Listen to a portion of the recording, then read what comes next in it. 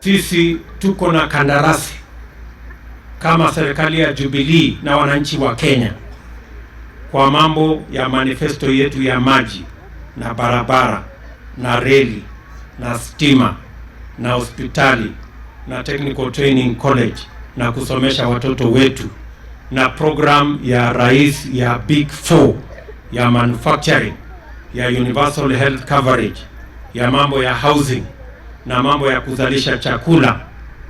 Haya mambo mengine yote yanayoendelea ya kubadilisha katiba upande hii na upande ile, siasa ya 2022 ya upande hii na upande ile, hiyo mambo yote hayawezi kutuzuia kulenga mambo ambayo wananchi wa Kenya walituchagua tuweze kutekeleza.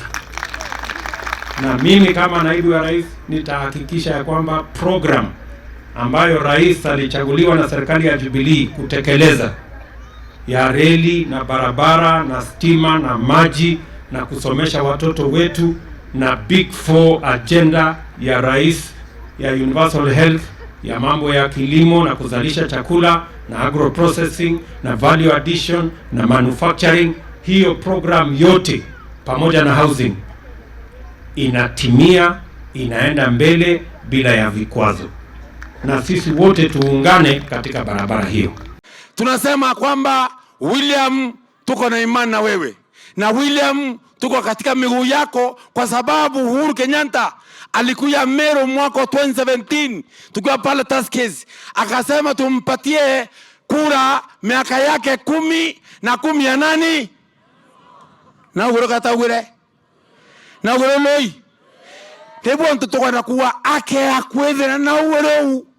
Na tulikuwa na wewe na watu wengi pale Tuskys wakati Uhuru alisema kwamba kipindi yake ya miaka 5 ya miaka 10 na kipindi yako ya miaka 10, na sisi wa Meru tutolea muma loi atukuli kiapo wa Meru bila walisikia ndivyo itakuwa. Kwa hivyo ibaga muno mwathani nabo tharime na mwathani nabo karie na mathangi na inge wempenge tinokalo ya ntobeto, na tunasema tukiwa Meru 2022 ni William Samoei. Nisikitika kwamba kuna viongozi, baadhi ya wanajiita viongozi hapa, wanaweza kusema kwamba ati tunataka kumzuia deputy president asikuje hapa. Kitu ya kwanza, deputy president ni deputy president wa Kenya. Hakuna mtu anaweza kumzuia kuenda mahali popote. Tuelewane hivyo. Shetani ashindwe. Tuko napunguza mzigo na ongeza mzigo. Nyinyi wa Meru mnataka tupunguze mzigo au tuongeze mzigo? Kupunguza mzigo. Asante, ni nyinyi mmesema, sio mimi, lakini pia mimi nakubali tupunguze mzigo. Tumekubaliana ya kwamba tutawacha siasa ya ukabila na siasa ya chuki na mambo ya kutengana. Tutaungana sisi wote kama watu wa taifa moja, tuunganishe wananchi na tulenge mambo ya maendeleo ya taifa letu la Kenya.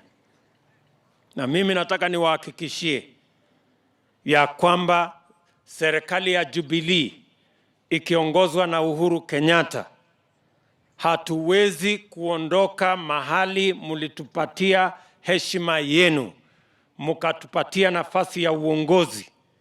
Tuliwapatia manifesto ya Jubilee ya kujenga barabara na kujenga reli na kuhakikisha kwamba mko na maji na kusambaza stima na kusomesha watoto wetu na kushughulikia mahitaji yenu ya afya na program ya Big Four ya manufacturing, housing, universal health coverage na mambo ambayo yatabadilisha Kenya hii. Hatuwezi kuondoka hapo kwa sababu nyinyi mlitupatia heshima na mkatupatia nafasi hiyo. Tutaendelea na kazi hiyo. Mambo haya mengi, mjadala wa kubadilisha katiba, punguza mzigo, ongeza mzigo, mjadala hiyo ingine ya 22 na hiyo ingine, haya mambo yote yataendelea, lakini ya muhimu ni kwamba tutaungana na kulenga mambo ya maendeleo kwa sababu hiyo ndio itabadilisha taifa letu la Kenya.